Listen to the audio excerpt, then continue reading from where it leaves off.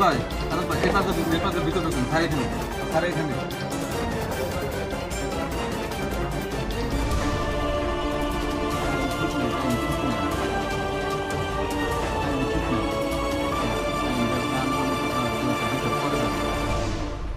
দুইটার পরে ধরেন, আমরা দুইটা পর্যন্ত ছিলাম, আরেকটা পর্যন্ত ছিলাম, তখন তা আসে নাই।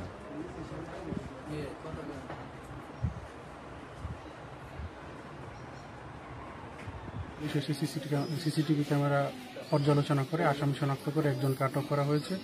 তার বিরুদ্ধে আইনগত ব্যবস্থা নেওয়া হবে এবং তার পেছনে কারো কোনো হাত আছে কিনা, কেউ ইন্ধন দিয়েছে কিনা, এগুলো পর্যালোচনা করে কঠোর আইনগত ব্যবস্থা নেওয়া হবে। শারদীয় দুর্গোৎসব অনুষ্ঠিত হতে যাচ্ছে। আমরা পুলিশ বাহিনীর সদা তৎপর আইন শৃঙ্খলা পরিস্থিতি স্বাভাবিক রাখার জন্য। আজকে ভোরবেলায় 6টার আগে আমাকে ফোন করে যে এখানে প্রতিমা ভাঙচুর হয়েছে। আমি তাৎক্ষণিক আমার মাননীয় পুলিশ সুপার মহোদয়কে অবহিত করি, ঊর্ধ্বতন অফিসারকে অবহিত করে